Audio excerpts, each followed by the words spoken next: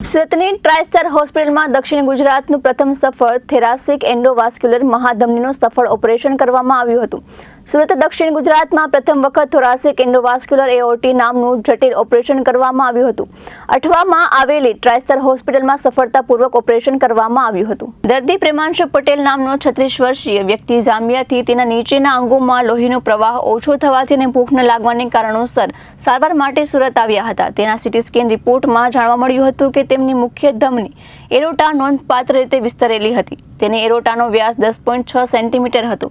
4.5 સેન્ટીમીટરથી મોટી એરોટા ફાટવાનું અને મૃત્યુનું જોખમ છે. ખુલ્લી સર્જરી માટે છાતીથી પેટ સુધીનો એક ચીરો કરવો પડશે અને 10 થી 12 કલાકથી વધુ ઓપરેશન કરવું પડ્યું હતું, જેના માટે તેમને લાંબા સમય સુધી એનેસ્થેસિયા આપવાથી મૃત્યુનું જોખમ 50% વધુ હતું. જોખમને જોતા તેમને દિલ્હીમાં સર્જરી કરવાનો ઇનકાર કરવામાં આવ્યો હતો અને તેથી થોરાસિક એન્ડોવાસ્ક્યુલર એઓર્ટિક રિપેરનું આયોજન કરવામાં આવ્યું હતું. ડોક્ટર પ્રિયાંક મોદીએ દક્ષિણ ગુજરાતમાં સૌપ્રથમ આવું સફળ ઓપરેશન સુરતની ટ્રાઇસ્ટાર હોસ્પિટલમાં કર્યું હતું.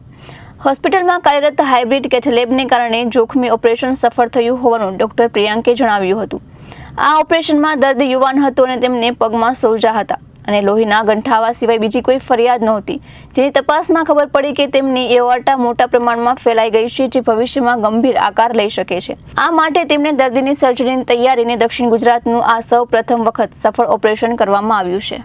નમસ્કાર દર્શક મિત્રો, હું ડૉક્ટર પ્રિયાંક મોદી, ઇન્ટરવેન્શનલ કાર્ડિયોલોજિસ્ટ સુરતમાં અને મુંબઈમાં પ્રેક્ટિસ કરું છું.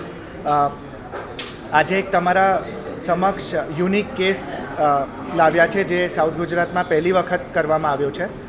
અહીં અમારે પાસે ઝામ્બિયાથી એક મિત્રના રિલેટિવ આવ્યા અને એમાં જ્યારે અમે ડિટેક્ટ એટલે એમનો પ્રોબ્લેમ પગની નસોમાં ક્લોટનો હતો, પણ એક ડૉક્ટરને હંમેશા ડિટેક્ટ એટલે શોધવું જોઈએ કે આ પ્રોબ્લેમ થયો ક્યાંથી છે. એટલે એનું ઇવેલ્યુએશનમાં જ્યારે આપણે સીટી સ્કેન કર્યું ત્યારે ખબર પડ્યું કે એમનું જે મેઇન નસ હોય, જેને એઓર્ટા કહેવાય, જે આખા બોડીને બ્લડ સપ્લાય કરતી હોય, એ હૃદયની નસ પહોળી થઈ ગઈ હતી, જે આપણામાં 3-3.5 સેન્ટીમીટરની હોવી જોઈએ, એમની 10 સેન્ટીમીટરની થઈ ગઈ હતી અને એ પહોળી નસમાં લોહીના ગઠ્ઠા બન્યા હતા અને એ લોહીના ગઠ્ઠા શરીરના બધા અંગને ફેલાતા હતા. હવે આ પ્રોબ્લેમનો સૌથી મોટો રિસ્ક એવો હોય કે એમાં એ ક્યારે બી નસ ફાટી શકે અને 10 સેન્ટીમીટરની નસ મેં મારા કરિયરમાં પહેલી વખત જોઈ છે. એટલે એ નસ ક્યારે બી ફાટી શકે અને આપણે એક હેલ્ધી માણસને ગુમાવી શકીએ.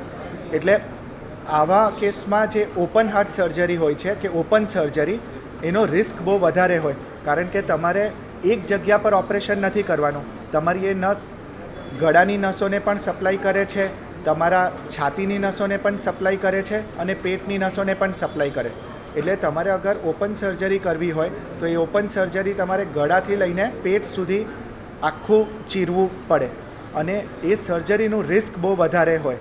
એટલે જેવી રીતે આપણે એન્જિયોપ્લાસ્ટી કે સ્ટેન્ટ મૂકીએ છીએ હૃદયની નસોમાં, હવે ટેકનોલોજી એવી રીતે વિકસાઈ છે જ્યાં આપણે આ એઓર્ટામાં પણ એવી સ્ટેન્ટ મૂકી શકીએ અને એ સ્ટેન્ટનો પ્રકાર ઈવાર્ઝો એટલે ટેવર કહેવાય, ટ્રાન્સથોરેસિક સ્ટેન્ટ્સ, જ્યાં આપણે એક નિટિનોલ એટલે એક ફ્લેક્સિબલ પદાર્થની સ્ટેન્ટ મૂકીએ, જે એક ચામડીથી લાઇન્ડ હોય અને એનાથી આપણે એક આખી નવી પાઇપ બનાવીએ, એઓર્ટા બનાવીએ, જે નેચરલ રહી શકે.